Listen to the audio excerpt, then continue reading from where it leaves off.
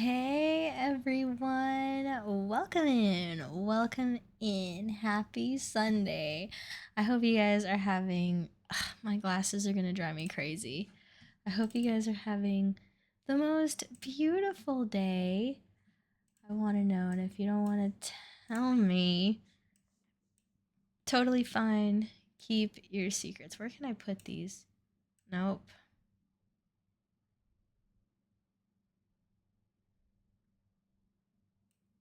Are they tilted? There we go, that's a little better. All right. Okay, hello guys. I hope you guys are having the most beautiful day. I cannot wait to tell you about the weekend, the time that I've been having. But before I do that, I would love to know what's going on with you guys. Tell me everything if you want to. If not, totally fine. Keep your secrets. But who do we got? Hi, Billy. Thank you for the check-in. Hello there. Hi, PSO Addict. Thank you for the check-in. Soon-kun, thank you for the check-in. Tofiko, thank you for the check-in. Bull, thank you for the check-in. Yerp, welcome in. Thank you for the check-in. Look at this nerd. You're a nerd. Glasses day. Yup. You're vibing. You've been playing Tears of the Kingdom all day. Is that a Legend of Zelda game? I've never played it. That one's been out for a minute, no? Hello, sweet Steve. Hope you're having a wonderful day. I am. What the F? What? What the F what? About the Legend of Zelda thing? Tears of the Kingdom. No, it is Legend of Zelda. It's been out for a minute, right? It's the latest main one, yeah. It's not as good as Breath of the Wild, but still good. Oh, Ocarina of Time is the one. Got some stuff going on. 3 years as of a couple weeks ago. Did they re-release it? It's been a minute since I played a Legend of Zelda game. Maybe I should revisit that. Anyways, okay, the last time I was here was the 27th, so I have so much to tell you guys about. You just haven't played it in a minute? Oh, I see. Well, get ready, guys. Okay. The last time I was here was Wednesday the 27th. So Thursday the 28th, I did absolutely nothing except on the 28th, which was Thursday. I was like, man, the weather's kind of nice. Weather's really nice. Should we go to the beach? What if I went to the beach? No, I mustn't. But like, what if? So usually on Fridays, I come in early, right? And I use that accumulated time to just leave in the middle of the day, like at noon on Friday. But what I ended up doing was taking 4 hours of PTO and using the other 4 hours to cover the workday. And I drove up to the beach Thursday night in my Jeep, y'all. In my Jeep. I had to put many hours, many miles, but boy, howdy, let me tell you what. I drove her on the beach. So Thursday night, I get there. I go to like this little dive bar place. It's a beach that I've been to before. And I went with like a couple friends, just on a side note. So I did not go by myself. But I was like, hey, are y'all free? So I went with a couple friends, and we went to this little bar, right? A little bar that has like karaoke, and the vibes are just good. And we've been there before. So we were there, and it was really great. And then Friday, like I got a little beach pass, so I could drive good old Rubes on the beach, which was crazy. I loved it so much. I felt so good, and we just kept the cooler in. We set up our little area, marked out our territory, and I spent the whole freaking day at the beach until it was like, okay, like we should go back to the hotel, get cleaned up, grab dinner, and then we went back out to that bar, that little karaoke place, and it was so much fun. Her name, so originally I was going to call her Ruby Palms, but I've decided her name is now Ruby Ryder, and I call her Rubes for short. So I love her. She's so great. And Ryder, like Ryder, like Flynn Rider, but that's not why I picked that name. Like Ruby Palms just wasn't hitting for me. And since I always wear my cowboy hat when I go to the beach, and like my friends have kind of dubbed me like coastal cowgirl, I now have this thing. I was like, Ruby Ryder, like that's her name, and it's perfect. I've been going through several rounds of development with the team being me, and I think I'm actually gonna keep her this maroon color. I really want to get her yellow. I really want her to be yellow, but like, I don't know. I'm kind of feeling this maroon color. Like, I feel like we just look good together. And I wore my little brown bikini, so I looked really good standing next to her. Like, oh, I love it. And I brought my super awesome, amazing cooler, right? Like, my beach setup is top tier, guys. And it was so great to have this spontaneous beach trip. The weather was perfecto. The only problem was just, man, the seaweed was crazy. But other than that, it was the most beautiful beach day, followed by like a beautiful beach night. I got back Saturday morning, because we went Friday, right? So Saturday, well, like Saturday afternoon or like midday is more accurate. But I got back Saturday midday, and it was still great. Would it be hard to get a Rubes emoji? No, it wouldn't, and I will put that on la liste to get a little Jeep. She's so awesome, guys. She did so well. I had to fill her up a few times, and gas is expensive, but that's okay. Like it was, she did great. I did not have my mats hadn't come in yet, so that kind of blows. But well, they're in now. Of course, they got in like that Saturday night. But I've already put them in. I vacuumed her out. I even took her to the car wash to make sure all the sand would get off. And I drove her. So there's like a packed sand where like most people drive, and then there's a loose sand area where you have to have like four by four or four-wheel drive or whatever.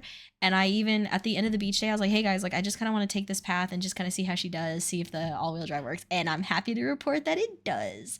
I love my Jeep so freaking much. Driving it is such a different experience from my Tesla, because my Tesla's so teched out. Like when I drive the Jeep, I know this is so stupid and this sounds so like superficial or whatever the word is, but I have to remember to actively turn the car off, because with my Tesla I just walk out and it shuts off, but this one I have to make sure, like oftentimes I just open the door and I get out and I have to go, oh wait, I have to turn the car off, take the key out. So anyways, I'm so happy about this purchase. I can't even like tell you guys. I'm just excited about it. So I had a great weekend. I kind of spent Saturday and Sunday just chilling. I did have to take my friend to the airport though, which is why stream started maybe like, well, it didn't really start that late, but I just got back from taking my friend to the airport. So that is the tea, guys. My cup is full. I'm feeling really good.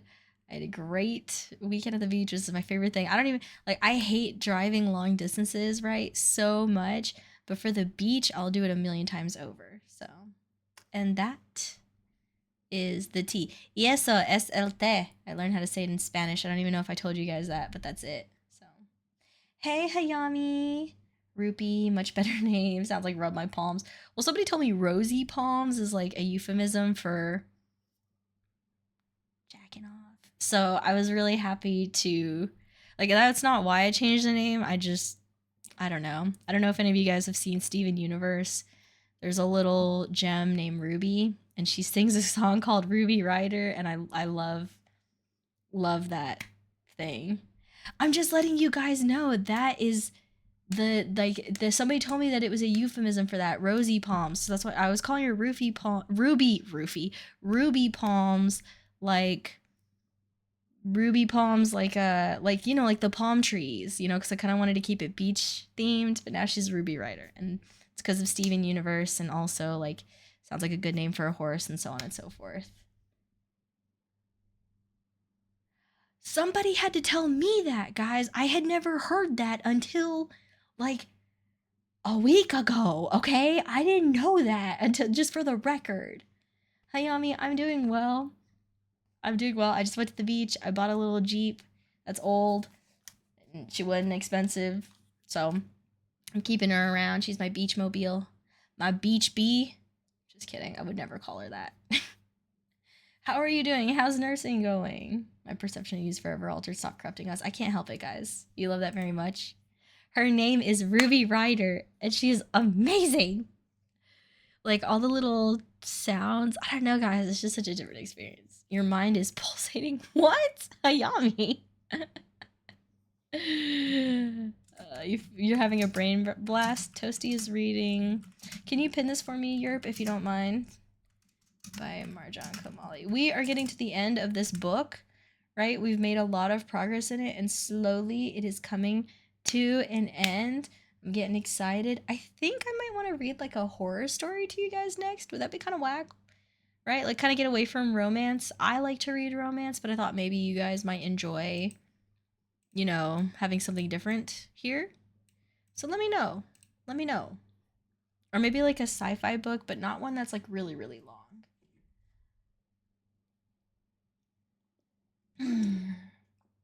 I didn't even go dancing this weekend. Wait, that's a lie. I did go dancing, but not very much. I went dancing just a little bit, and it was, you know, my friends brought their bows, or didn't bring their bows, so they didn't dance, and it just was like kind of whack. But not that their bows would have danced with them anyways, but just one of them days, you know. My friend that called me the other day, she is still kind of going through some stuff with her familia. But in case anybody wanted to know how she's doing well, all things considered, I guess. So, yeah. I was dancing alone again. Well, I hardly danced. Like, I don't know. You know? I'm okay, though. We actually ended up leaving early and going to, like, a different bar. But it still has been a really good weekend, all things considered. That would be fun. But without deterring too much, it's been so crazy. I've went to knowing nothing to knowing different IV solutions that can save nutrient imbalances and how easy it is to go into shock. Oh my gosh. Well, that's awesome, dude. You are well on your way to being a whole, lean, mean nurse superhero. I was going to say something else, but then as I started to formulate that sentence, I was like, that's not what I want to say. So that is pretty cool, Hayami. You're going to be a wonderful caretaker. I'm very excited for you. Hi, Andrew. Thank you for the check-in. And in other news, on the side, I have also... Show me your scrubs, girl. Show me them scrubs. Show me them scrubs. I'll show you my yeep. You should absolutely send it to me. Please send it to me. Please, I'm begging for it. I'm begging for it. I'll pay money for it. Anyways, in other news, I have also set up a Minecraft server after some of you had expressed a pinch of interest in it, so be on the lookout. I have to make sure it's like super, super locked down, so there's no way anyone can find me. But we have, well, it's going. It's going, so... Soon we will have a dedicated Minecraft server, guys. Get excited. It'll be pretty vanilla, just because that's how I like it. If there's any sort of mods, they'll be very basic mods, like being able to lock your chest, but I really don't know if I even want to do all that, because I just kind of want to keep it simple, but hope that's okay. Sorry, guys. I'm not trying to make this like a super, super, super crazy big thing. Like, I want it to be like a nice cash thing that people can do if they want to, right? So, that is the tea. For legal reasons, that's a joke. It might be a joke, but I'm also like, would love to see your scrubs. Okay. Now that I have ranted so much, we are gonna get into it, guys. Hold on.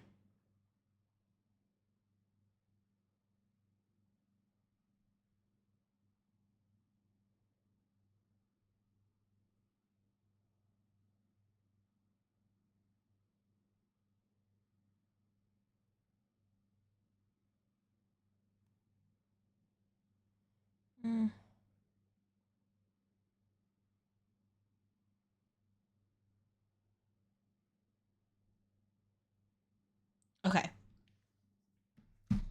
Why are you never online when you play Helldivers? Yes, you'll take one without my face all over it. Girl, you can put your face in it. Are we at that level? Hey, Toasty, hope you're doing well. I took some pictures. I even got on the roof of my Jeep, you guys, and I took some pictures up there. And I'm like, I just love it so much. I wish I could. I want to share everything with you guys. I wish I could, but I'm always nervous. Anyways, hey, Arctic, thank you for the check-in. I am doing very well. We're getting ready to get into reading. Let me go ahead and get the virtual cottage opened up. I mean, I'm to the point where I would fly and see you somewhere. Girl, say less, Hayami. You're getting very sweaty. You're so funny. I mean, I'm to the point where I'd probably fly and meet you somewhere. If you were like, hey, Toasty, let's go on a cruise together, I'd be like, so when and where, baby girl? I'll have this planned in a minute. Oh, man. What do we have on here? I try not to look at the Steam. Yes, you should. You absolutely should. No one will cheer louder than me. Maybe your parents, but don't let her fool you. The cruise is what she's after. Do it. Alright, here we go. I got a new car. So, Andrew, I have been working on getting I was working on getting like a nice little beach mobile, and I got myself a little 2008 Jeep to take to the beach, and I love it. Even though it's an '08, it only had 45,000 miles on it, 45,000 miles on it, which is crazy. It was really well kept. So, and I imagine that if that old couple could see who bought it, they would have wanted it to go to someone like me, but I just tell myself so I feel better. Anyways, okay, and I took her on her maiden voyage this past weekend. Okay, so we have been working our way through the stationery shop, right? We could do live on. I would. Hayami, don't mess around with me, girl, because I'm a dreamer. We're on chapter 25, right? So let me catch you guys up real quick. I'll give you a very, very basic rundown. We probably have about, what'd I say? Like 2 more streams of this before this book is over, unless I feel like I just want to like finish it now. But so what about curling with Toasty? What's curling? Oh, the sport. Okay, stop distracting me, guys. So Roya is from Iran. She met a boy named Baman back when they were 17 in 1953, and he was like really heavy into politics, whatever. Everything was going well. They were engaged to be married. When she went to go marry him, he didn't show up because of some political demonstrations, or we don't really know why. Well, we do later know why. It was because they each received a letter who we assume his mom wrote, but we really don't know, about like, hey, I can't be with you, whatever. And instead of trying to fight it, they just decided, yeah, okay, no, that sounds right. So they didn't get together, right? Fast forward to 1950 something, maybe like 57. Wait, where? So 2013 is present day. Where is the first time? Yeah, 1953, and we're now in like 1957-ish. She meets this boy named Walter. Roya and Zari, her sister, have flown to America, and they're in college, and she meets this boy named Walter, and they hit it off and whatever. So great, so happy. Well, they end up getting married. And they have a baby, and then that baby dies, unfortunately. And that's really sad. But for the most part, Walter's like a really good guy. He's really understanding. Like, there was some rocky stuff with his family or whatever, but you know, they came around, right? I'm trying to find the chapter where baby kind of goes, you know, or where she's like post baby but still trying to figure life out. 1958, or maybe it's past 1958. No, 1962 to 1963. That's where she loses her baby, and Walter's really nice, and they're trying to get through it together, but Roya just kind of feels hollow, like because their baby was a year old, or not a year old, or so, maybe a year old, I don't know, a little over a year, give or take. She was just really young when she died from a fever, it seems like. Baman has went on, and he has kids, and things seem to be going well, you know. But Baman and Roya have not talked at all. The only reason they know of each other's existence is because of Jahangir, who also ended up dying when he joined the army to be a nurse. Fast forward to 2013, and a woman named Claire is working at the hospital, or at the nursing home that Baman's in, you know? And do you call it? Roya goes, and they're in Boston now. Roya goes to the nursing home because she finds out that Baman is there.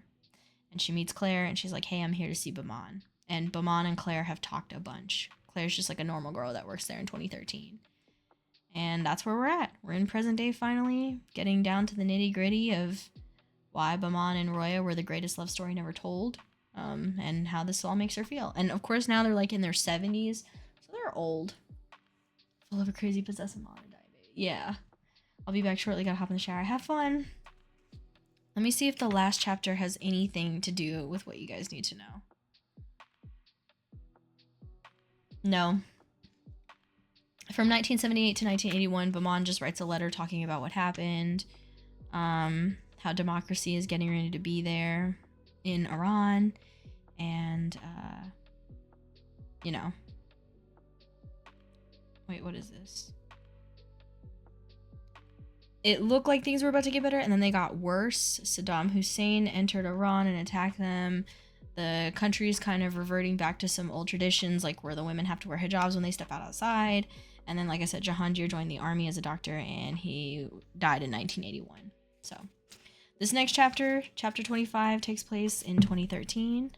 Sorry, I know I was kind of all over the place with this, but I feel like this really was a lot, you know?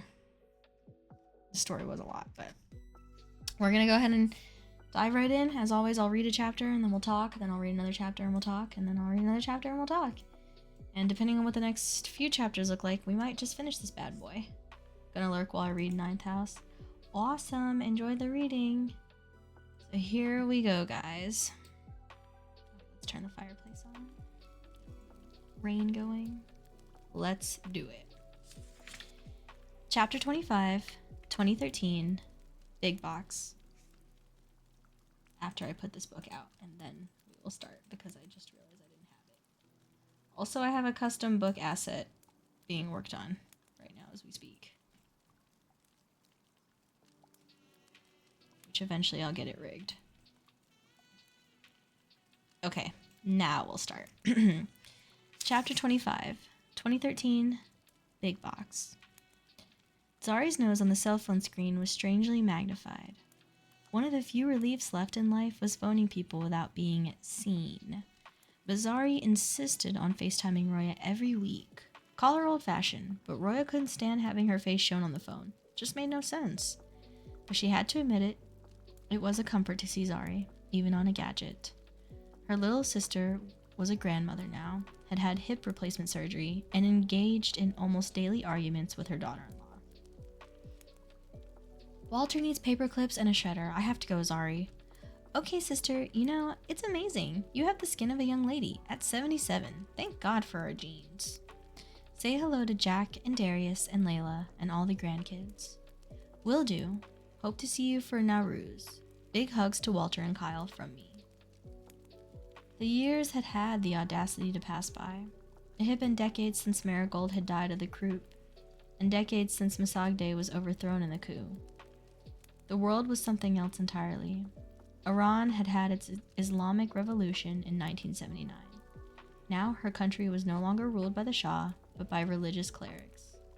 The losses mounted, and Roya didn't have time to mourn them all.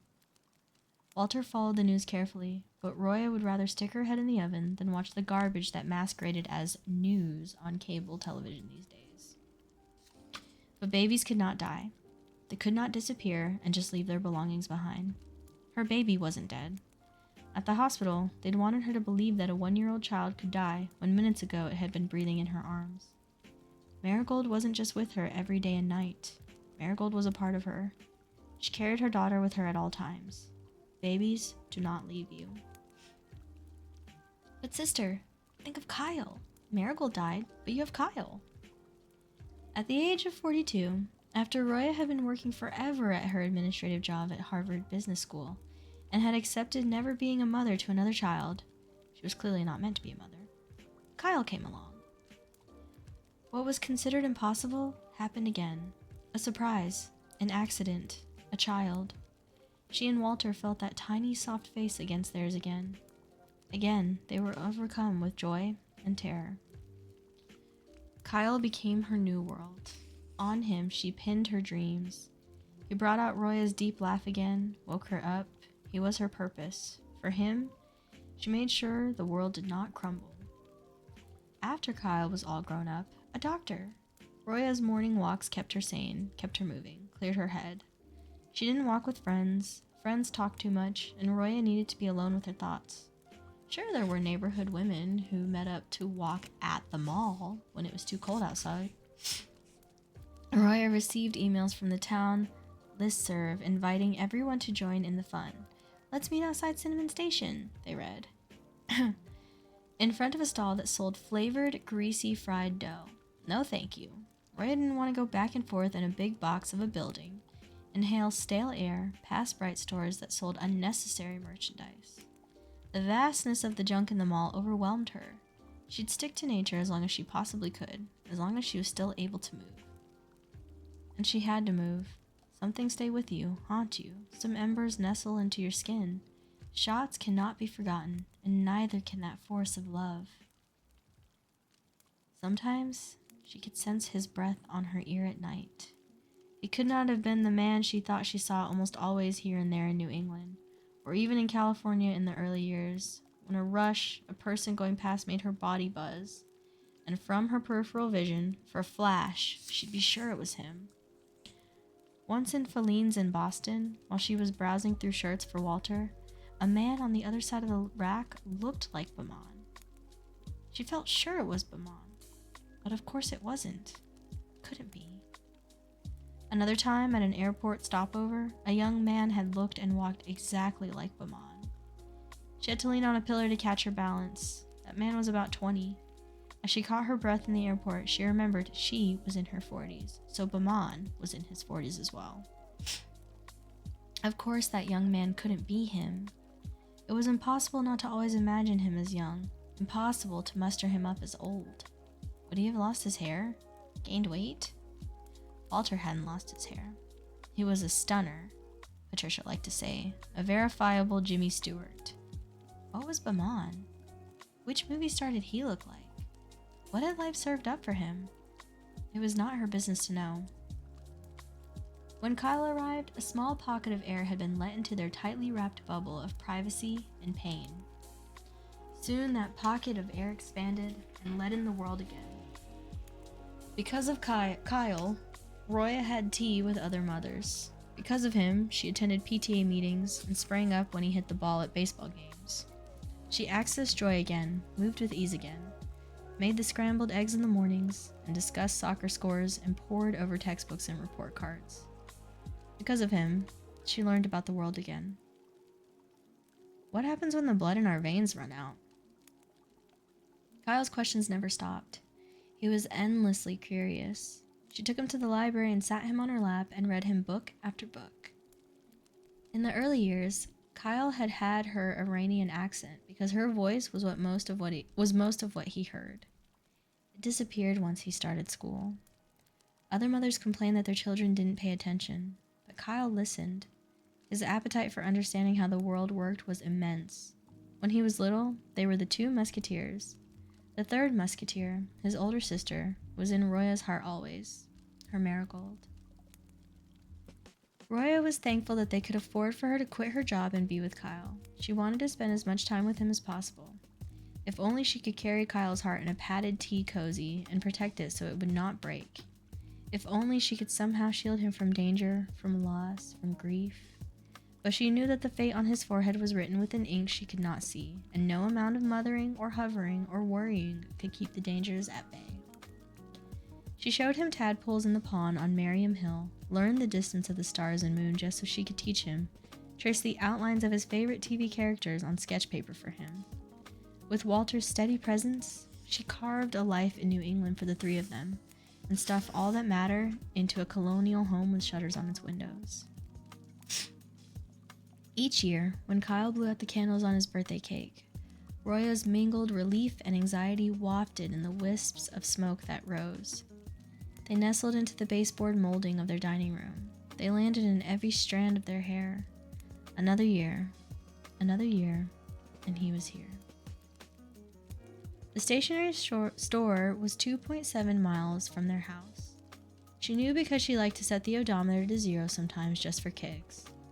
The big box store was huge and overlit, a warehouse, really, part of a national chain. Stepping in with Walter, Roya steadied herself inside. The aisles smelled of chemicals and cheap carpeting, of corporate gluttony and wariness. Row after row of notebooks, post-it notes, antiseptic wipes, plastic boxes, folders, envelopes, markers, crayons, popcorn. Popcorn. Why? It was what she used to love. Stationery and sharpeners, pens and pencils. But nothing she wanted anymore. Not like this. Not spread out in this cavernous space without even an owner present. Pimply teenage boys wearing uniforms ignored her, "Excuse me," until Walter had to blurt, "Excuse us," as though he were scolding them. Only then were they directed to the correct aisle for paper shredders. Walter was determined to go through their old files and shred what wasn't needed, so when the time came, Kyle didn't have to do it. Best we organize and get rid of all that paperwork we've saved over the years. We should do it now, while we still have our wits. Make it easier for when we're gone. Kyle doesn't need to be burned in with going through all our things. He picked out the shredder after much comparing and contrasting, and then led Roya through the chemically carpeted aisles, until they found the correct place for paper clips. So much to choose from in various packaging, just for paper clips. They finally selected a clear jar filled with clips of cheerful blue, grass green, bright yellow, and deep red.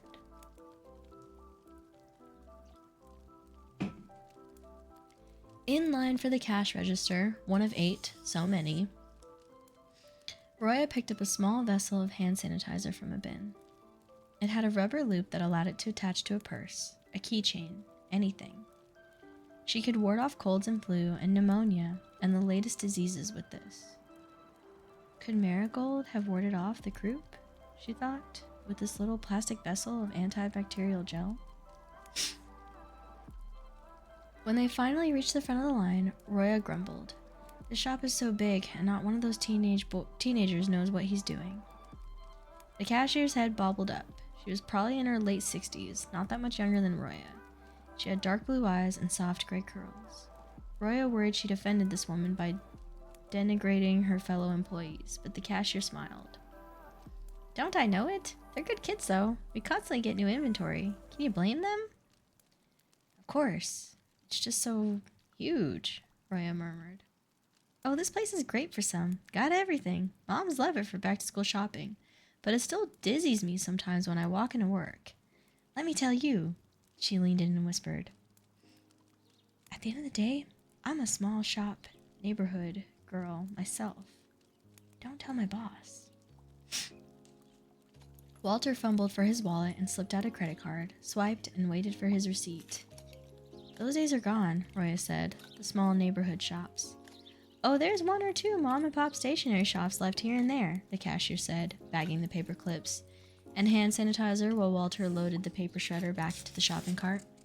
"I'm not talking drugstores now, with their stationery supplies in one aisle, cheap spiral notebooks and such. But you know, old school, real shops, like the one in Newton on Walnut Street. Best fountain pens there, inkwells. Don't know how much longer they can stay open with all the competition from stores like ours, and online. That one is a throwback, let me tell you."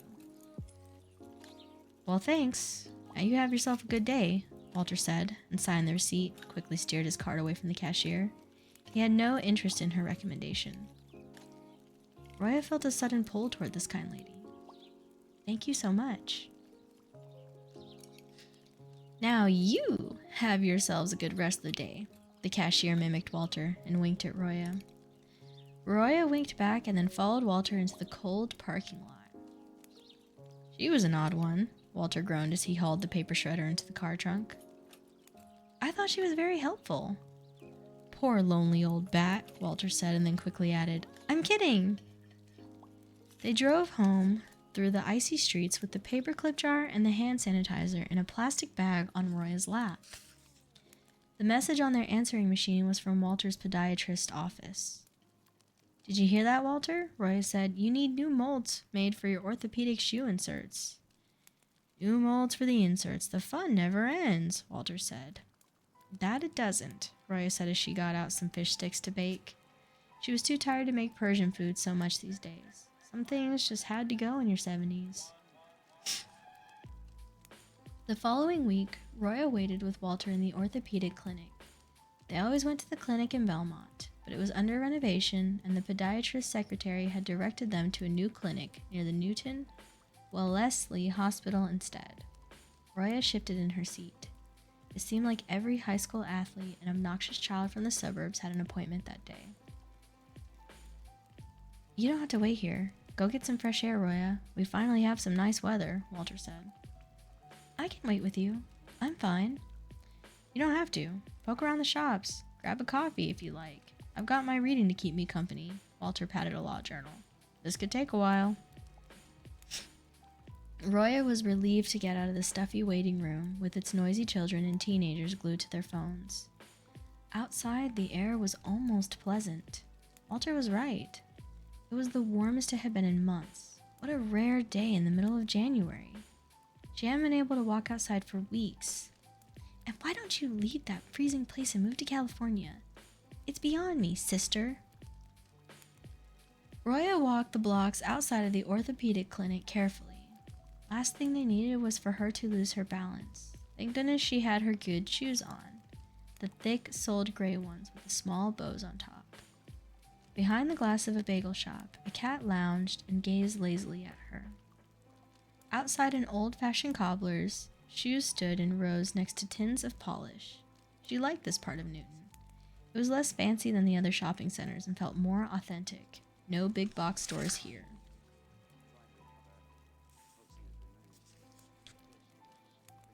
As she walked past a tiny pizza place, the smell of sweet tomato sauce tempted her to stop and get a slice. She was pondering whether she should go inside and indulge when a sign down the block caught her eye. From a second-floor trellis hung a sign with gold lettering on the black background. Spelled out in curly Q letters were the words, "The Stationery Shop." Best fountain pens there, Inkwells. The words of the cashier from the big box store rang in her head. Was she on Walnut Street? She must be. Propelled by a force she couldn't explain, she headed toward the sign. When she opened the door of the shop, a familiar chime rang out. It had been a long time since she'd been in the store with one of those bells. My goodness, all those old-fashioned bells sounded the same. It took a few beats for her eyes to adjust to the slightly dark, musty interior, but when they did, she saw shelves filled with colored journals and notebooks in all shapes and sizes. On her left was a table stacked with gifts and gadgets, alarm clocks, puzzles, tea mugs, fancy soap. In the middle of the shop, pens and pencils of all kinds sat in small boxes on the shelves.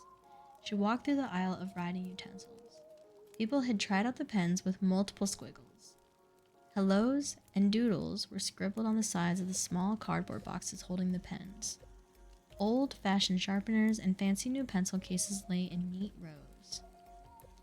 She walked along one aisle and then another, as if in a dream. In front of the main counter, she stopped short. There, within a big glass case, lay shiny fountain pens and inkwells, just as the cashier had said. They were arranged like jewelry. The ink bottles shone in sapphire blue and emerald green, even purple. One bottle held ink the color of pomegranates. She wanted to unscrew a fountain pen and pump its cartridge carefully with ink, glided across a fresh, clean page.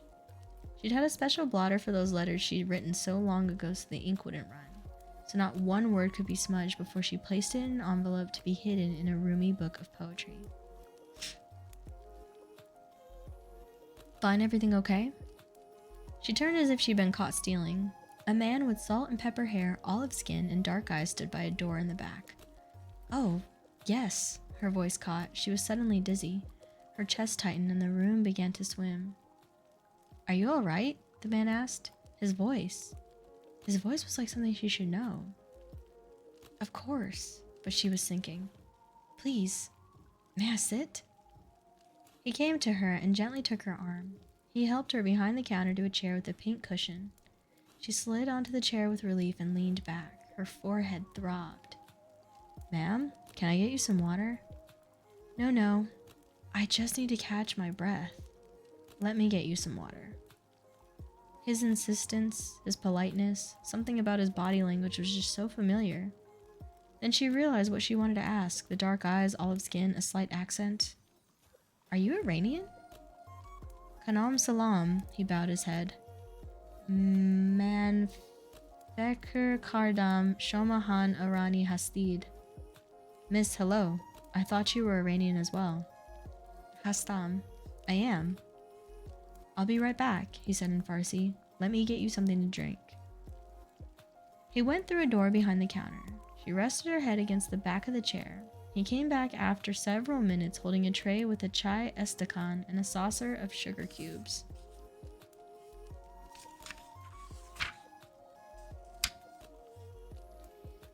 You didn't have to, she said. I'm fine. It's no trouble. We have a small samovar in the back. You know how it is. Persians have to have their tea. His Farsi was impeccable. He must have lived in Iran as a child, or his parents had had the discipline to teach him the language. He set the tray down. Bafar Mayid, this will make you feel better. She sipped the tea. The flavors of bergamot and cardamom mixed with the slightest hint of rose petals took her home. You certainly know how to make a real tea. Thank you. My parents taught me, he shrugged. Her head began to clear with the steam and fragrance of the tea. This man was probably in his late 40s, maybe early 50s. He could have come here as an older child with his family, as part of the wave of Iranians who immigrated after the 1979 revolution. I hope I didn't startle you, she said. I just lost my balance for a minute, and my wits a little bit. She rested the tea glass on the tray and studied him. Also, if I may, you just look so familiar to me. All us Iranians look alike, right? He smiled. And when he did, she was gripped by a tightness in her chest that felt like it could fold her over. She stared at the tea and then looked around the shop again. The shelves were aligned in diagonal rows. The glass case held the fountain pens in parallel lines. In one corner was a rack on its own, filled with paperback books. She hadn't noticed that rack before. She could make out the covers from where she sat. They all had artwork similar to Persian miniature paintings. The image of a turbaned man holding an old-fashioned sitar instrument flashed from most of the covers. You sell books too? She asked weakly. Oh, some, the man said. Coloring books for kids, craft books, sticker books, things like that. But those? She pointed to the rack that should have held greeting cards. That should have been filled with calendars printed with photos of dogs and kittens and oceans. Instead, it held slim volumes of a book series she recognized. She had bought those very books for Kyle so he could read in English the poetry she had loved since she was young, so he could see for himself the wisdom and passion in the words of her favorite poet of all time. You sell Rumi? The man shrugged again. It was kind of my dad's thing. He always had a very particular vision of what he wanted this place to be, down to a T. He did? Oh yes, it was tough setting it all up and staying afloat over the years, but my sister and I have pushed through. Your sister? Yeah, my twin. Anyway, Dad had his vision, and we worked so hard making it happen, and now? Well, we like to keep it just how he wanted it. He smiled again. We've managed to stick around. Roya's heart suddenly beat so fast, she thought she might have had a heart attack. The shop fashioned like this, the slim, roomy volumes arranged on a circular rack, the blueprint, the vision, but it couldn't be. It could not be. Your father, she asked breathlessly. May I ask his name? Sure, we're originally from Tehran. My dad's name is Baman Aslan. Boom! Plot twist! Who could have seen it coming? Let's just take a little sneaky peek into how long these next few chapters are. Because I kind of really do feel like I could finish this tonight, guys.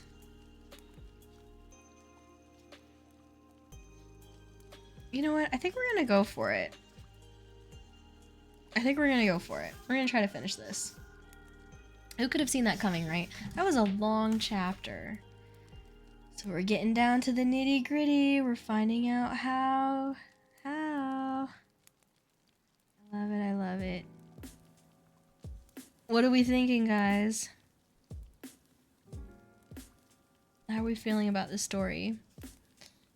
Do you think they're gonna see each other and be like, oh my god, I loved you all these years? Too late to try and make Walter seem like a bad guy. I know, right? Walter already sounds so wonderful.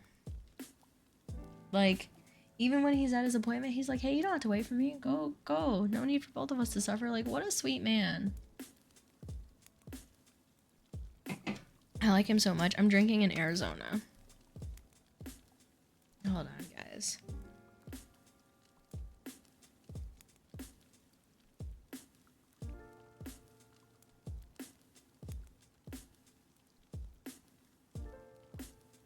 She still seems obsessed, so I'm curious how that goes. Yeah, so that's the part that kind of makes me really sad for Walter. All these years of moving on, she still is like, I wonder what Baman is up to. You know? And like, so if it's 2013, that means like Facebook and social media is kind of a thing at this point. Like, she couldn't go back and look for him, you know? Or like anyone that she knew that might have known him. Like, I feel like there were so many opportunities for them to, you know? Is it me? Like, am I crazy to think this, you know? I don't know. That's just how I'm feeling, so. Yeah, she still seems obsessed. Ugh. Alright, let's go ahead and press on. Since I really do want to try to finish this because I feel like I could. Walter could have had a life with someone who only wants him. Absolutely scammed. I mean, like, maybe she wanted him, but she also wanted more. She couldn't just let go of her past. And she didn't want to try and, like, go out and find something similar. I don't really know, but I think that's, like, one of my biggest fears is to, like, live a life. But then, like, always wished it was different, you know? Like, always had something in the back of my mind where I'm like, man, I kind of wish, like I lived here or did this career, you know? Anyways. She didn't leave Walter, no. Oh no, my message done pinned. What the heckies? Can you... I don't want to make you scroll back up. Let me just write it again and let me pin it again real quick. I just realized it wasn't there. On a side note, I have had Broken Heartsville by Joe Nichols stuck in my head all day. If anybody knows that song, so. Toasty is reading The Stationery Shop by Marjan, Kamali.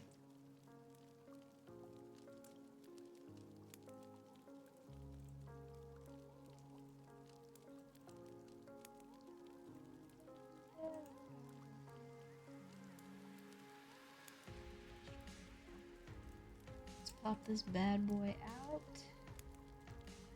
This. Sorry, I guess when I was on my phone. It's okay, no worries. I agree, but I wouldn't want to be second best either. Yeah. Some people are just afraid to rock the boat, right?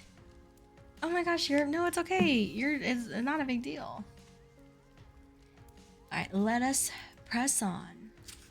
Chapter 26, 2013, Appointment. By the time Roya walked back to Walter to hear about how the molding of the inserts had gone, she was flushed and ready to collapse. You might think that the world is complicated and full of lost souls. The people who've touched your life and disappeared will never be found, but in the end, all of that can change. One shop, one glass of tea, and all of that can simply flip. Baman's son, Omid, he told her his name, had been easygoing. A benefit of living in America, a benefit of his generation. He was open and willing to share, not guarded and suspicious the way he would have been if he'd been her age. When she told him that she had known his father once upon a time, his eyes widened. Seriously? Wow. Are you kidding? She couldn't bring herself to form the words to ask if he was alive or dead. Ever since Jahangir had passed away, she had lost news of Baman. She had pushed him to the bottom of the bucket anyway, but the son said, "Shall I tell him I saw you? He'd be tickled to know I met an old friend of his." "That won't be necessary. Absolutely not," she said. "Don't bother him. We were barely acquaintances. I'm just happy to know he is well, and to meet his son. It was a pleasure to talk to you. Thank you for the tea. I have to go now. My husband waits."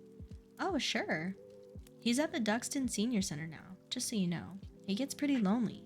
My sister and I visit as much as we can, but you know how it is with these crazy busy lives. She couldn't imagine the boy who could change the world in a nursing home. What had happened to Shala? She didn't dare ask this nice man about his mother. She said she had to go, and they both repeated over and over what a small world it was, and how she should come again. The new inserts were made of foam, Walter told her when she returned to the clinic. He said that even so, they were surprisingly firm. How do you like that? They got in the car, and Walter groaned at the top of the hour news. Can't they ever get it right in Washington? We should vote them all out. And then, what's the matter, Roya? You look pale, Roya. Roya, what's wrong? Nothing. I just felt a little faint earlier. That's all. Should I stop? No, Walter. Carry on. Let's just carry on. Once home, she was still winded, shaking. I'll heat up the coffee, Walter said. It'll perk you up. No pun intended. He slipped on his moccasin slippers and headed to the coffee maker. Drip, not the fancy espresso machine with the pods, which Zari kept encouraging them to buy. Walter preferred coffee brewed in an old Mr. Coffee machine, left to stand in the pitcher all day long. Thanks, just going to the bathroom. Walter's camel moccasins, beige fur peeking out around the ankles, were just a flash as she rushed past him. Driven by an energy that was new and frightening, she climbed the stairs faster than she had in years. She hurried to the desk Walter had built in their bedroom, sat and turned on their laptop. Her hands were sweaty, must be from the thermal gloves, and her heart pounded. Maybe these were symptoms of an impending heart attack after all. Like Mrs. Michael, their neighbor, she'd have a stroke. Her head would fall on the keyboard, and Walter would find her, never knowing what she had intended to type. Maybe she should stop. But tears ran down her cheeks as she heard again the bell from the stationery shop. She clicked on the browser just like Kyle had taught her. When the cursor hovered in the search bar, she typed Duxton Senior Center. How you haven't Googled him in all these years is beyond me, sister. Lord knows I've searched for every man I've ever loved. Yusuf from Tehran is a retired neurosurgeon in Maryland now. I saw his photograph on a website. Did you know? But you insist you want to leave the past in the past, as if that's possible. Her fingers shook. Well, if she was going to have a stroke, then at least let her find out what had happened. By those jasmine-soaked bushes on that summer night, she had kissed him hard. From him, she had learned the tango. It was his letters that she'd run to get day after day that blasted summer. Because of him that she had written page after page with a fountain pen and blue ink. For him, she had waited in the square. Walter would be pouring a cup of oily coffee. Roya reached for her reading glasses. Images and words came into focus on the screen. The Duxton Senior Center was a community center with its own assisted living facility in the heart of beautiful Duxton, Massachusetts. Photos of trees near a lake, seniors ballroom dancing, a close-up of a plate with beef stew and carrots and corn, and the caption, "Delicious homemade meals," filled the website. She felt like she was witnessing something forbidden, but also absolutely normal and mundane. The boy who had built their stationery shop in America was at this center, which, according to the directions she now Googled, was 53.5 miles south of this house. The house where Walter waited. How do you like that? The center had a phone number, a fax number, step-by-step directions on how to arrive at its front doors from north, south, east, and west. Roya pressed the corners of her eyes. Ridiculous old lady revisiting something she thought she had reconciled 1,000 years ago. She got up to go downstairs to Walter. But then, with a pull that outdid any kind of gravity, she landed on the chair again, just to ask him why. Why did he lie? Why did he change his mind? Why did he leave her there? Why did he break it all off so abruptly? She deserved that, at least, after all these years. Who knew when that heart could attack? Let her know, just once and for all. She clicked on the Contact Us link and there was a phone number. But she didn't call. Instead, she went downstairs Walter asked again what was wrong. I gotta check my camera real quick, guys. I'm hearing a bunch of noise outside.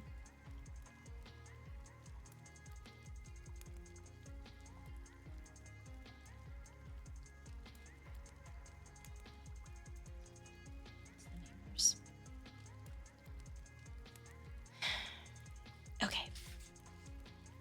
In the early days of their courtship in California, she had mentioned to Walter that she'd had a beau back in Tehran. Just a high school crush. No biggie, nothing doing. Didn't we all? It felt strange to mention the Newton Stationery shop to Walter now, as though she were revealing someone else's secret, not her own. As though she were pulling back the curtain on something sacred and sweet, but filled with danger. In the days that followed, she would cry for no reason.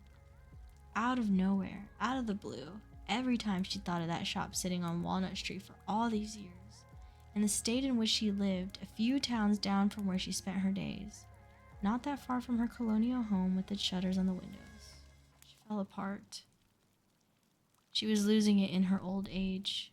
And now when she thought of Baman's son, Omid, arranging the inventory in the shop, she was filled with a sense of the surreal, with a mix of nostalgia and disbelief. She remembered more than ever the kind of stationer who had guided her in that shop in Tehran in the first place. Trauma and loss never went away. Of course, those memories had always been with her. But now, she cried like she hadn't cried in years. Not since the early years after Marigold died. She was grieving all over again for something she thought she was finished with years ago. Get a grip, sister, Zari would have said. But with each passing day, she would also remember the son's kind comment. Shall I tell him I saw you? He'd be tickled to know I met an old friend of his.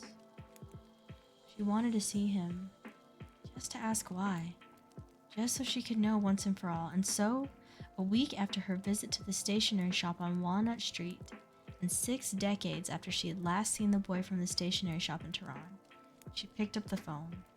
A receptionist. How can I help you? And, hold on, let me see. I will speak to him and get back to you. And then another phone call and, yes, please, do come. Mr. Aslan will be expecting you. Just like that. After the phone call, she waited for the floors to crack open, the walls to close in.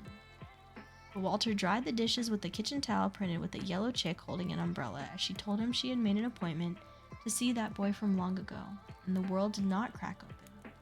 And they would drive in the snow, she and Walter together. He had that in him. He was that kind.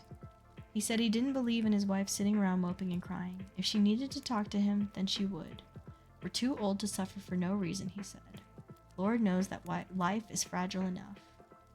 And he would get out of the car to make sure her knitted scarf protected her nose and mouth against the wind. And they would climb the steps of the gray building labeled Duxton Senior Center. Inside, a blonde administrator would lead Roya to a hall where an old man in a wheelchair sat by the window. And she would see once again the boy whom she'd once believed would always be hers. Walter is the nicest guy.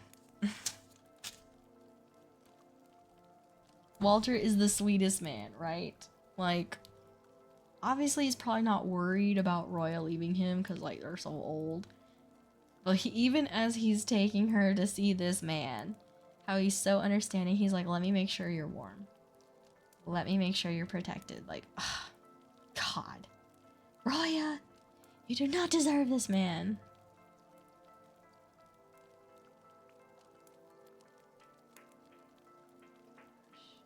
Yeah, but he's just so boring with his slippers.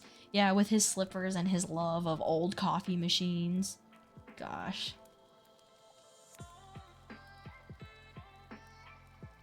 I don't know. She doesn't deserve him. She just doesn't know what she has. Like, finding a good man, a good person in general in this economy.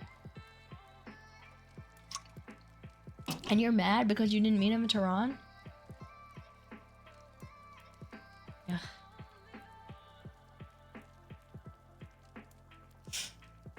Anyways, I'm curious to see what's gonna happen.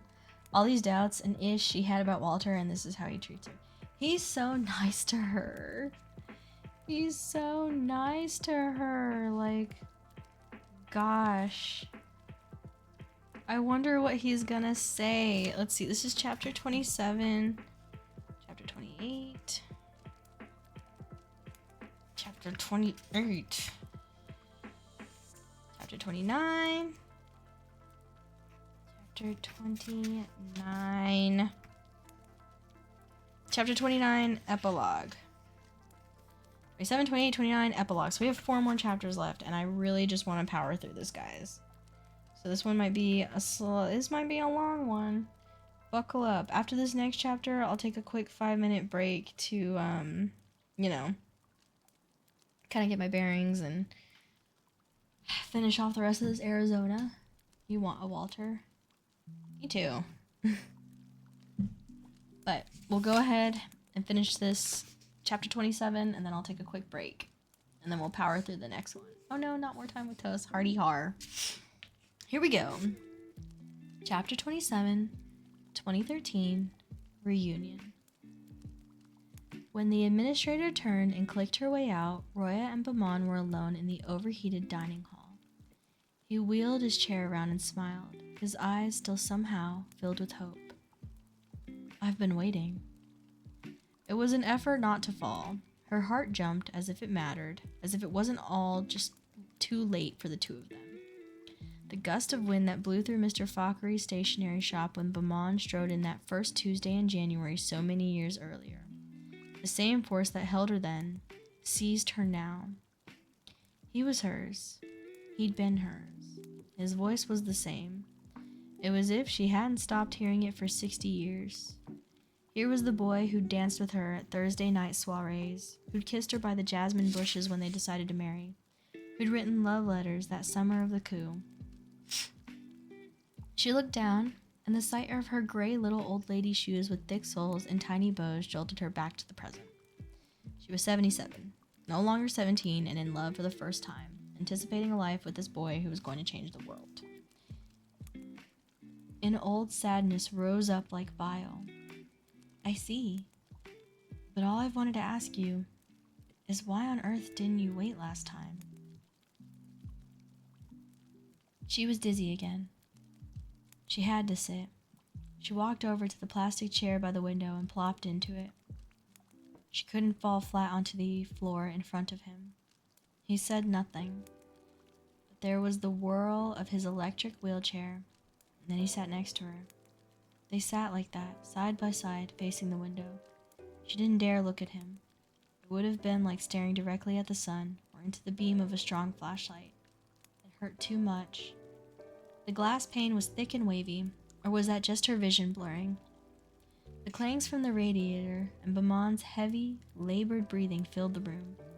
Flake by flake, she watched snow accumulate on the windowsill, on the hoods of the cars in the lot, on the roof of the other wing of the building, on crevices in the sidewalks, on the tops of the trees in Duxton.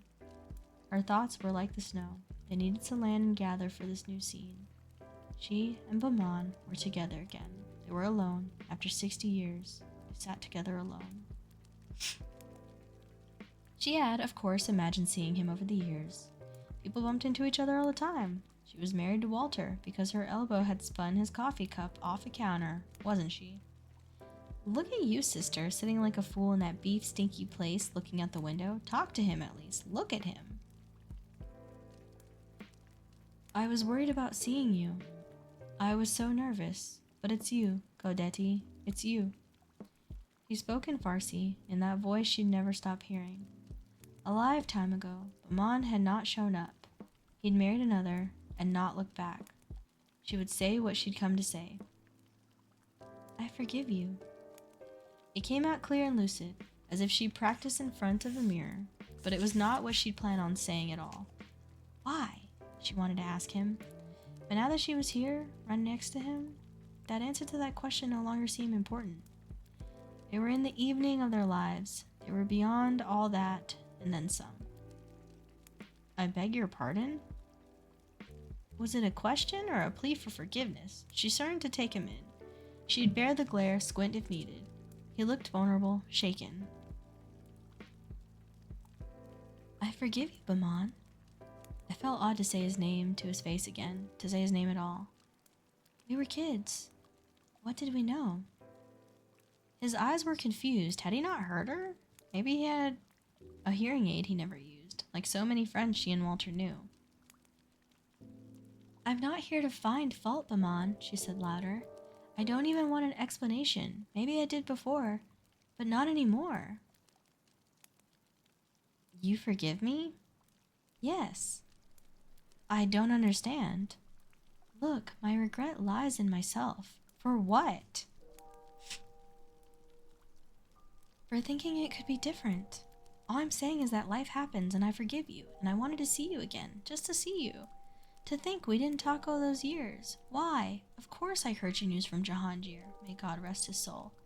I knew for a while how you were, until I later learned from Zari that Jahangir, poor Jahangir, had died in the war. But we're too old to hold grudges. I just wanted to let you know. She had the urge to reach over and pat his hand, but she didn't dare. It was him, and he still had power over her. She could barely believe it, but in his presence, it was quite astonishing. She was filled with love. To see him so old, her Baman, the boy who would change the world in this wheelchair, in this place. Yes, she loved him. The truth of that was like a wave that washed over her and submerged her in salty torrents, knotting her hair and stinging her nose, pulling the life out from under her. Of course she loved him. The earth was round, day turned into night. He was in front of her, and she loved him. She could see, in his face, the kindness she remembered. How he had taken care of her and trusted her, shared with her everything. How he'd rested his head on her shoulder when he was filled with sadness at his mother's rage and lack of reason. Ultimately, his mother had more power over him than Roya ever did. But what could either of them have done at 17? Fate had its own plans. You forgive me? His voice sounded far away. Another unexpected wave hit. This time it was icy, cruel. Of course, he kept repeating things. Why had she expected anything different? Memory loss, possibly dementia. It was quite likely Baman didn't even remember her. Maybe she'd come too late after all. Baman? She said slowly, as if she were talking to a child. She should just reach out and hold him. He had held her so many times. You don't know how happy you've made me by coming here, he said. I've dreamed of seeing you. It was my dream.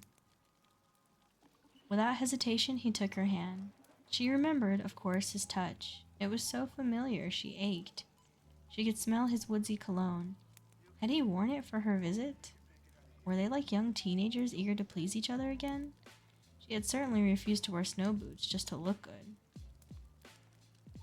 I waited for you all afternoon. It's morning, she reminded him gently. No, I mean at the square. Excuse me? I was so worried you got caught up with the mobs, that you'd been hurt. When you didn't come, I just prayed that nothing had happened to you. When I learned you were safe, it was a huge relief. That's what mattered, that you were okay. That's all that still matters. I want to know how you are here now, he went on. Tell me how you are. Tell me of everything. The cruelty of old age, degeneration of the mind. Poor man did not know their history. Shala died, he suddenly said.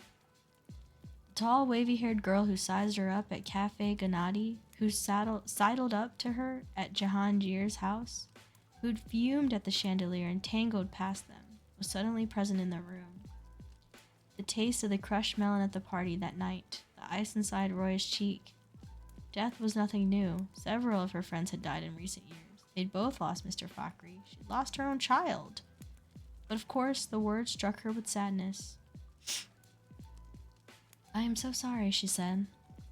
We raised 2 wonderful children. Twins. My goodness, mashallah, she said, and then she forced herself to add, I met your son, Omid.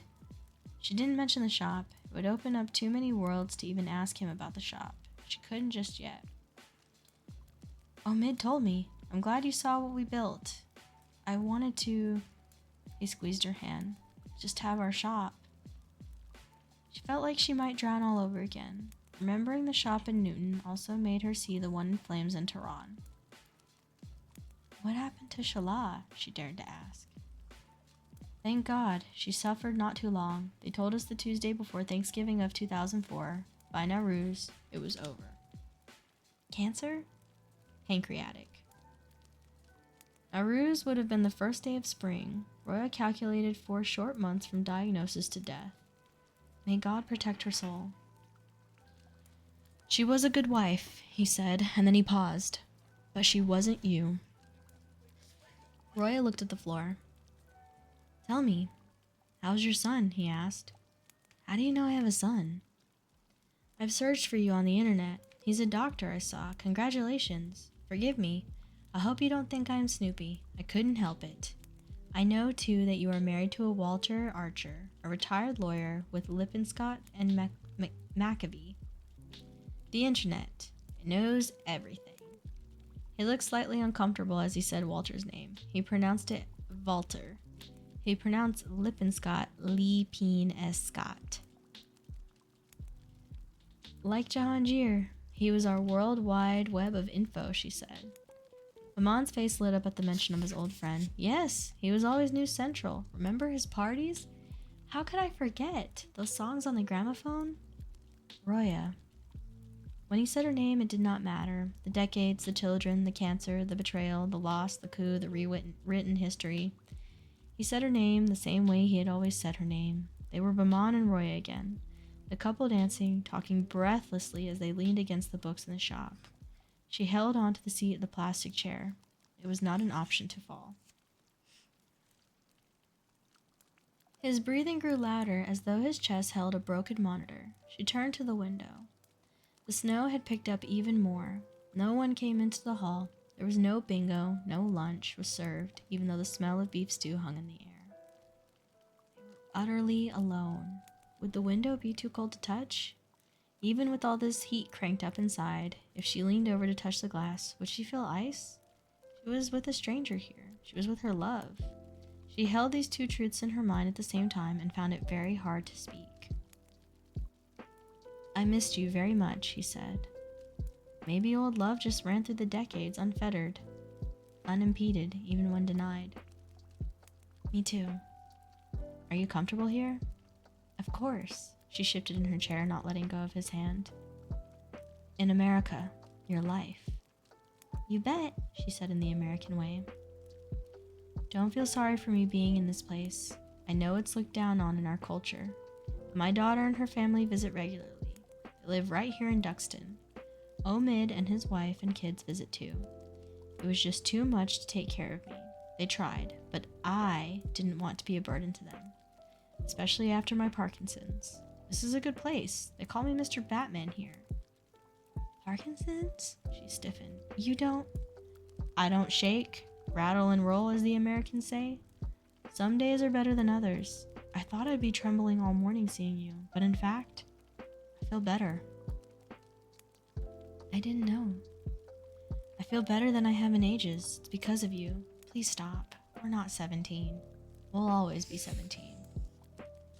Okay, mister. Now that she had warmed up a bit, it was easy to slip into the old banter, the teasing. But she couldn't go down the slippery slope too far. So tell me, how many grandchildren? 6. Oh my! May they live long lives with their parents' shadows guarding them. Thank goodness for old customs. These Persian expressions were a reflex and a relief when you didn't know what else to say. I haven't stopped thinking about you. What I'm trying to say, Roya June, is that I have not stopped thinking about you since that day in the square. She dropped his hand. Then she just patted his arm, the arm that had once made her feel so safe. His sleeve was woolly and warm. It's okay, Baman. It's okay. This was all she could do. Never with Walter has she had to worry about memory loss. Nor with Zari. Oh God, that would be a nightmare. A few of her friends sometimes complained of forgetting, but this, well, these were uncharted waters for her. She wasn't sure if she was supposed to just go along with his version of things. She heard that dementia patients could get violent from the rage of not being understood. That day at the square, Roya, I stood there for hours waiting for you. I wanted to see you so badly. I had all the paperwork set so we could go into the office of marriage and divorce and get everything stamped and official. I waited as the thugs came and took over, when they marched to the Prime Minister's house. Pro-Masagde people in the crowd asked for my help, but I didn't join the fight. I didn't move. All I could think was, what if you came and I wasn't there? I didn't want to leave you there. I waited for you. I waited because all I wanted was to see you, to explain everything, to hold you again. But you never came. Roya tried to remember what she knew about Parkinson's. Was this one of its symptoms? I forgive you, she whispered again. Forgive me? But why? I would have given you everything if only you had let me. His mouth turned down like a small boy's. You married Shala. It's fine. We just were not meant to be. I married her because I lost you. You lost me because you married her. Baman's hand shook. It was one thing to have Masagde toppled and Mr. Fakhri and so many people die. That was a huge loss, but the biggest loss for me, it was losing you. Nothing in my life has been more painful. I've thought about you constantly for 60 years, he went on. But I wasn't about to stand in your way. When you wrote to me that you couldn't, in the end, marry into my family with all the burdens and sacrifices my mother's moods and rages would entail, I was heartbroken. I was so very hurt. What could I do about her mental state? About her? I couldn't change it. We had already been shunned by my father's relatives because of it. I was so used to being shunned. How could I not let you go? I didn't want to burden you with what was, back then, our shame. I didn't want to see my family and all its dysfunction anymore, and I didn't want to get in your way. Shala didn't have the same bias against my mother's condition. She just didn't, and I suppose a part of me felt gratitude toward her for that. Madness. He had completely lost it. Roya spoke kindly, but firmly. Baman, I don't know what you're talking about. I know you may not remember everything. I never said those things. Never would I have said or felt anything like that. Leave you because your mother? Shun you because of her mental instability? I wanted to be there for you. To be with you every step of the way. To help you and your father. Your mother, too. You are the one who told me you wanted to move on. Remember?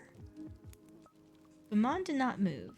He studied her face quietly for a few seconds. Then he suddenly took in a sharp breath that sounded like a strangled gasp. She had to get this conversation back on track from his absurd ramblings before he worked himself up more.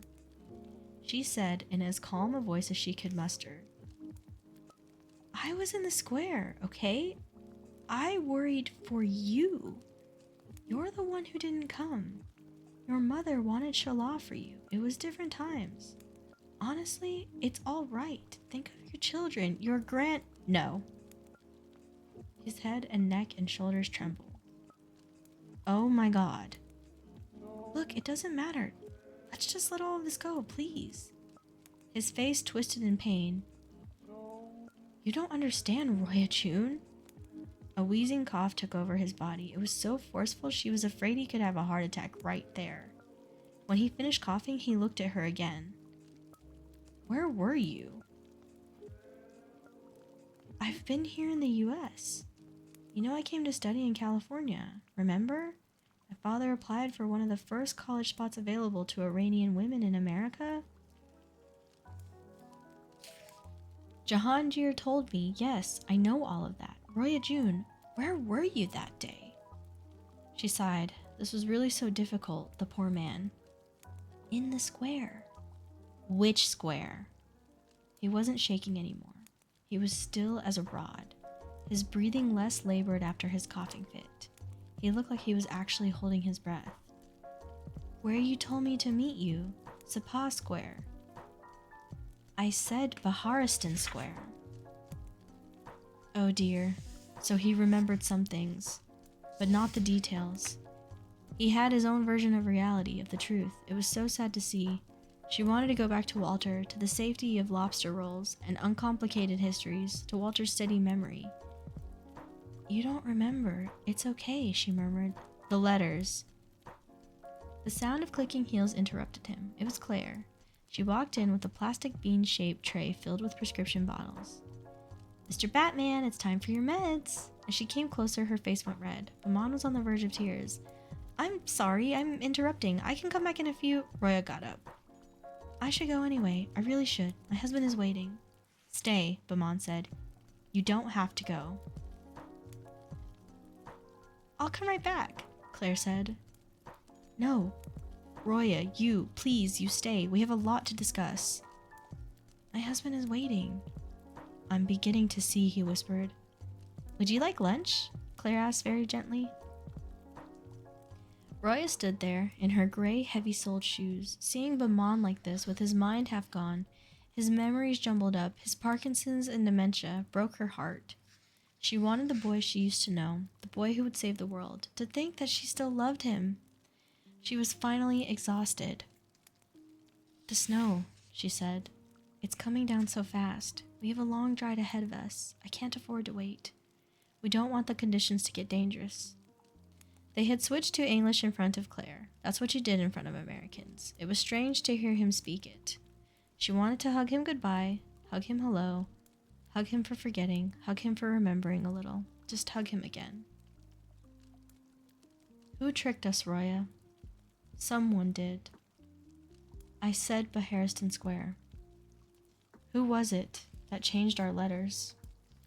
Claire looked at Roya and then at Bamon, the plastic tray in her hand almost tipping over. What about your sister? She never liked me. Was it Jahangir? Did you know, Roya June, that he later told me he was in love? He looked at his hands. With me? Then he looked up again. Who did this to us? Shala would never have had a hand in this. She couldn't have. Could she? Was it Mr. Fakhri? Not my mother, surely. Roya's heart raced as the past came flooding back, as the people who had figured so prominently in their lives that summer swam in front of her eyes, as she listened to the man she loved who lost so much, including his mind. Goodbye, Maman. Come back when you can. There's so much history you do not know.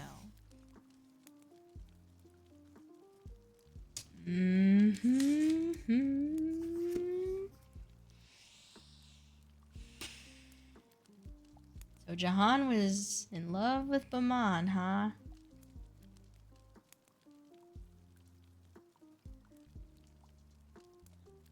Huh. She's sounding a bit judgy. Both there stood like 20 feet from each other. No way it could be his mother, the one person who hated everything about the relationship. I know. There's no way she did that. She only hated Roya's guts. I don't think it was Jahangir. I could see it being Mr. Fakhri. And in a weird way, I could see it being Zari too. I feel like the predictable option would be... what do you call it? The predictable option would be the mom, right? So it's probably not her. Jahangir, there's no way. He probably loved Bamon enough to not want to intervene, right? I'm gonna say it was Mr. Fakhri because he knew of their letters, right? He knew of their letters. He just, I don't know. Mr. Fakhri for sure. He probably did it for the mom. I think so too. I'm just liking Roya more and more. Me too. Like, you have this amazing, glorious man with you. Why? Why? You know? Anyways, I'm going to take a quick 5-minute break. And then we are going to finish this book up, guys. Ugh. I don't know how the... Like, what could possibly change? Like, nothing is gonna change. I bet you it ends with her, like, with Bamon dying, you know? He's probably gonna die, and then it'll be like, you know, I don't know. He'd have the forgery skills, I guess. I think so, too. Especially after studying their stuff. And it's like 60 years and you're still acting like this. It's kind of gross for Walter. I know, I feel so sad for Walter. You pretty much said, hey, man that I've spent all this time with, that I have a family and a life and foundation with, I just want you to know you don't mean anything compared to this boy I met when I was 17 that I was gonna marry. All of this, nothing. Doesn't matter. I would have given it up for Baman. Like, that's pretty much what it sounds like. She keeps saying they can't act like teenagers when it's all she does. I know. If Walter dies and she lives with Baman, I'm gonna be legit pissed. I would be upset too. But I don't think it's gonna end that way.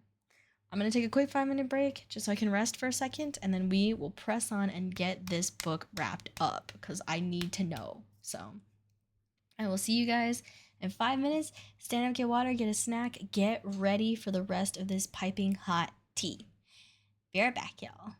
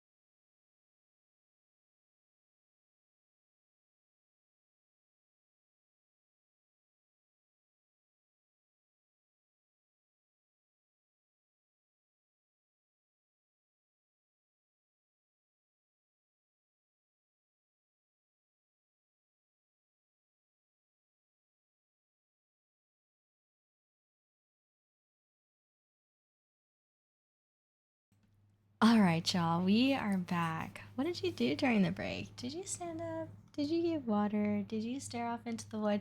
I want to know. If you don't want to tell me, totally fine. Keep your secrets. I checked my phone. Checked my phone and replied to my best friend. She